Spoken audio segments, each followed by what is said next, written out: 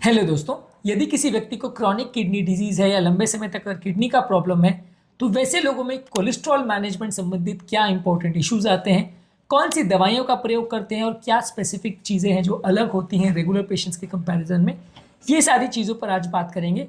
Kidney की बीमारी वाले पेशेंट्स में कोलेस्ट्रॉल का मैनेजमेंट कैसे करते हैं, आज का ये टॉपिक ऑफ डिस्कशन है।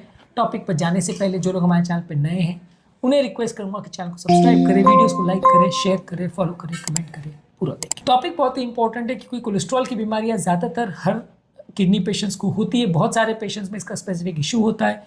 आज इस एस्पेक्ट को हम डिस्कस करेंगे। चलिए शुरू करते हैं इंपॉर्टेंट वीडियो।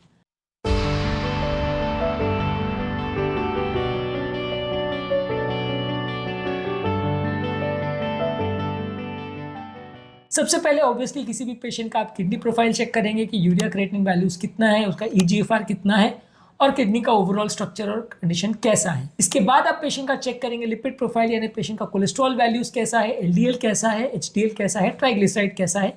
ज्यादातर आजकल फोकस एलडीएल और ट्राइग्लिसराइड्स पर ही ज्यादा होता है। एलडीएल, एचडीएल और ट्राइग्लिसराइड्स के क्या इंपॉर्टेंट इश्यूज होते हैं और कौन कौन सी चीजों से ये बढ़ते हैं, कम होते हैं, ये सारी चीजें हमने अपने कोलेस्ट्रॉल वाले चैनल पर वीडियोस में डिस्कस किए, इन्हें जरूर चेकआउट करें। पहले बात करेंगे इसमें डाइट और लाइफस्टाइल संबंधित क्या मैनेजमेंट करना होता है।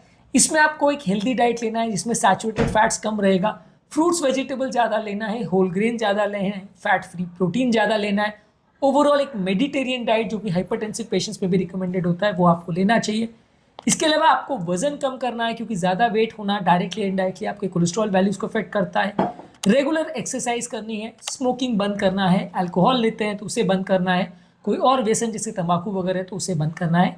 ये सारी चीज़ें लाइफस्टाइल रिलेटेड चेंजेस है जो आपको करने की आवश्यकता है। कोलेस्ट्रॉल पेशेंट में लाइफस्टाइल संबंधित क्या इंपॉर्टेंट इश्यूज होते हैं ये ऑलरेडी हमने अलग वीडियोस में डिस्कस किया है, इन्हें जरूर चेकआउट कर लीजिए। इसके बाद दवाइयों की जहाँ तक बात आती है, ज़्यादातर कोलेस्ट्रॉल वाले पेशेंट में आप स्टैटिन यानी कोलेस्ट्रॉल कम करने वाली जो सबसे मेन मेडिसिन है HMG-CoA रिडक्टेज इनहिबिटर्स, इनको यूज़ करते हैं। ये किडनी की बीमारी में तो बहुत ज़्यादा हेल्प नहीं करती, लेकिन कोलेस्ट्रॉल कम करके किडनी की बीमारी में जो हार्ट के प्रॉब्लम्स होते हैं उनको कम करने में काफ़ी इंपॉर्टेंट इसका योगदान है। काफ़ी स्टडीज़ में इसमें ये ट्राई किया गया कि किडनी की बीमारी के पेशेंट्स में जहाँ कोई ब्लॉकेज नहीं है किडनी की नली का, वहाँ पे इस दवाई का कोई रोल है क्या, तो वहाँ पे स्टडीज ज़्यादातर नेगेटिव आई। तो इसलिए अगर आइसोलेटेड किसी को किडनी का प्रॉब्लम है और नलियों का ब्लॉकेज नहीं है, प्लस अगर कोलेस्ट्रॉल ज़्यादा नहीं है, प्लस अगर हार्ट का प्रॉब्लम नहीं है, तो वहाँ इस दवाई का कोई रोल नहीं है। हाँ, किडनी की बीमारी के पेशेंट में अगर कोलेस्ट्रॉल ज़्यादा है या हार्ट का प्रॉब्लम है या किडनी की नलियों में कोई कोलेस्ट्रॉल डिपोजिशन है तो वहाँ पे इस दवाई का डेफिनेटली रोल है, इसको देना चाहिए। ये बेस्ट और सबसे स्टैंडर्ड दवाई मानी जाती है। ये अगर नहीं रिस्पॉन्ड कर रही है और टारगेट पेशेंट का अचीव नहीं हो रहा है या इस दवाई से साइड इफेक्ट हो रहे, खासकर मसल पेन, तो आप एजेटिमिब का प्रयोग कर सकते हैं जो कि एलडीएल को कम करता है। इसके अलावा आप PCSK9 इनहिबिटर्स का प्रयोग कर सकते हो, ये बहुत हाई कोलेस्ट्रॉल वैल्यूज़ के लिए यूज़ करते हैं। जहाँ पेशेंट स्टैटिन और एजेटिमिब दोनों को रिस्पॉन्ड नहीं कर रहा है वहाँ पे इसको प्रयोग करते हैं, पर ये काफ़ी कॉस्टली है तो इसको कम केसेस में यूज़ करते हैं।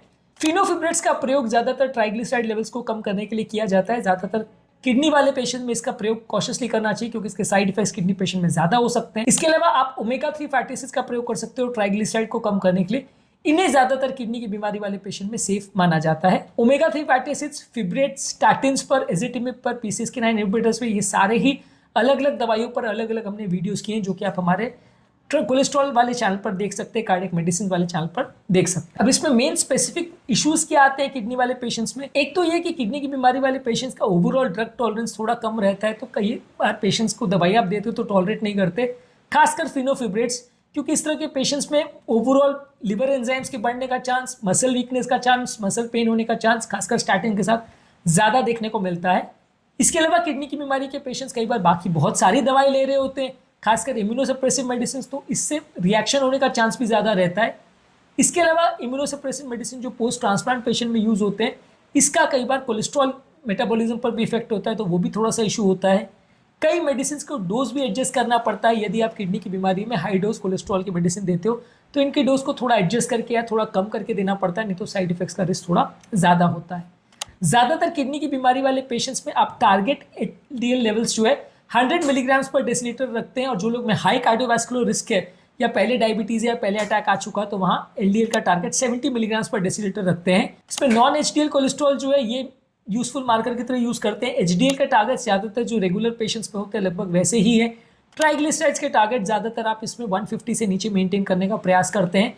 हालांकि इसमें उतना ज़्यादा रिस्क नहीं है ट्राइग्लिसराइड्स का जितना डायबिटिक पेशेंट में होता है या ऑलरेडी हार्ट अटैक आया उनको, लेकिन फिर भी उसको मान के चल सकते हैं कि आप ट्राइग्लिसराइड्स को 150 के नीचे मेंटेन करने का प्रयास करें, दवाइयों के द्वारा या बगैर दवाई के द्वारा। Overall cholesterol management kidney disease वाले पेशेंट्स में ज़्यादातर स्टैंडर्ड वही गाइडलाइंस फॉलो होती है जो रेगुलर पेशेंट में होती है। हालांकि इसमें थोड़ा सा ज़्यादा अग्रेसिव मैनेजमेंट किया जाता है, दवाइयों के साइड इफेक्ट्स होने का चांस ज़्यादा रहता है, ओवरऑल थोड़े इश्यूज होने का चांस ज़्यादा रहता है।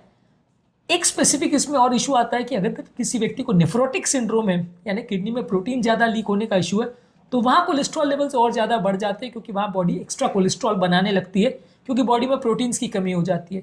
तो काफ़ी किडनी डिजीज़ वाले पेशेंट में हार्ट अटैक का रिस्क इसलिए बढ़ जाता है क्योंकि वहाँ पे नेफ्रोटिक सिंड्रोम होता है।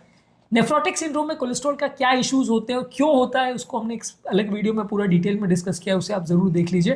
पर ओवरऑल ये मान लीजिए कि ये एक और स्पेसिफिक इशू है जहाँ किडनी की बीमारी की वजह से कोलेस्ट्रॉल मेटाबॉलिज्म अफेक्ट होता है और इसमें आपको एक्स्ट्रा डोज मेडिसिन का देना पड़ता है ताकि बीमारी बेटर वे में कंट्रोल हो सके।